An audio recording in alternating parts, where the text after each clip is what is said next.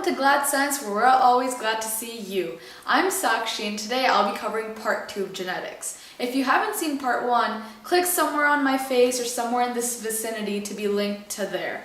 Or if the link doesn't work, you can always go down into the description box where we will also insert a link there. So let's start off by talking about backcross or test cross. A backcross or a test cross is a way to determine whether an individual organism is homozygous or heterozygous dominant. You should remember that homozygous means pure and heterozygous means having two traits. Here's an example. The problem states that you have one parent which is either heterozygous or homozygous dominant, and one of the offsprings is short. So the way to determine what the parent actually is, you basically split off and create two different Punnett squares. So for one of the cases, the parent is heterozygous dominant, while for the other case, the parent is homozygous dominant. And for any test cross or back cross, this second parent is always homozygous recessive. So you always cross with that. So now that you have your Punnett squares, for the first thing that we did, heterozygous dominant, you see that half of the offsprings can be short and half tall. And for the homozygous dominant Punnett square, you see that all of the offsprings will be tall. So therefore, we know that the parent must be heterozygous dominant because the problem stated that one of the offsprings was short, and this is the only case where that could happen. Now, let's move on to talking about multiple alleles. Alleles are alternative forms of genes. Most genes in a particular population have two allelic forms. For example, going back to Gregor Mendel, which I talked about in the first video, and his work, pea plants were either tall or short, green or yellow. However, in humans, when we look at our blood types, for example, we have multiple alleles, A, B, O, and so on. So that is when it's referred to multiple alleles. You should also know that many different characteristics like our hair and our skin color are a result of separate genes blending together. They're controlled by several genes, thus being called polygenic, which is a bell-shaped curve like you will see here. So most people in our human population fall somewhere in between.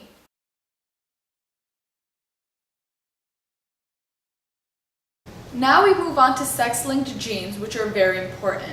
They're bound to show up in some form on your SAT, AP, or just your teacher's regular exams. Traits that are carried on the X chromosomes are called sex-linked. You should know that males inherit only one X-linked gene and therefore will always express that gene.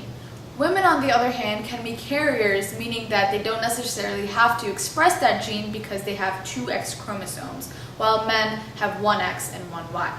So here's an example of a sex-linked problem or a Punnett square. So this is an example of hemophilia, which is a sex-linked disease. And so if you have an affected father, again, note that if there's a Y chromosome present, that means male, and two X chromosomes means females. So you can see, based on this dash, that the father is affected. And so all of his daughters will be carriers, regardless of their mother being affected or not. If their mother was affected, then half of the daughters would have hemophilia, while the other half would just be carriers. But in this case, because the mother is unaffected and the father is affected, all of the daughters are carriers, meaning that they carry it but don't necessarily have hemophilia or express that. But in the case where the mother is affected and the father is not, like you see here, half of the sons are affected and they express that gene. So because they only have one X chromosome, they have to express it. So half of the sons that this couple has will have hemophilia.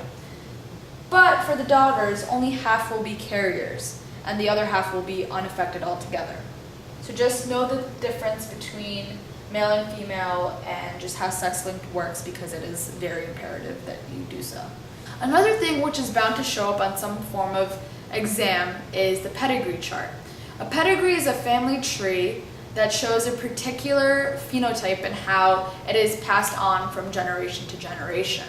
As you move down the pedigree, each generation is called, after the first generation, is called F1, F2, F3, and so on. You should just know how to read the chart correctly and then deduce if the trait is autosomal dominant or recessive or sex-linked dominant or recessive. So just be familiar with it. Most questions about the pedigree are fairly simple if you just know how to read them. Finally, you should know about mutations. A mutation can refer to any abnormality in the genome. Mutations occur in body cells and are often associated with the development of many different cancers. They can also occur during oogenesis or spermatogenesis and can affect future offsprings. This is why whenever you get an X-ray, your doctor will put on a lead apron or some sort of lead accessory to cover your sex cells so they don't lead to mutations in your offsprings. There are two different types of mutations: gene mutations and chromosome mutations. Gene mutations occur when there is a change in the DNA sequence. Chromosome mutations occur when there is a deletion or an addition. The addition of a chromosome is through a process called non-disjunction, in which an error during meiosis can lead to homologous chromosomes failing to separate the way they should.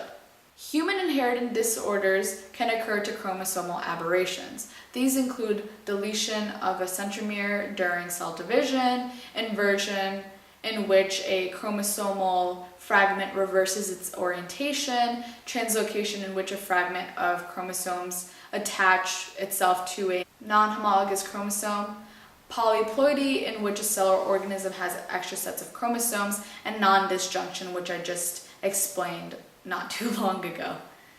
Here's a list of some gene and chromosomal mutations that you should be familiar with, so I will insert that somewhere here, so please take a look at that list because they also do show up and are just important to know in general.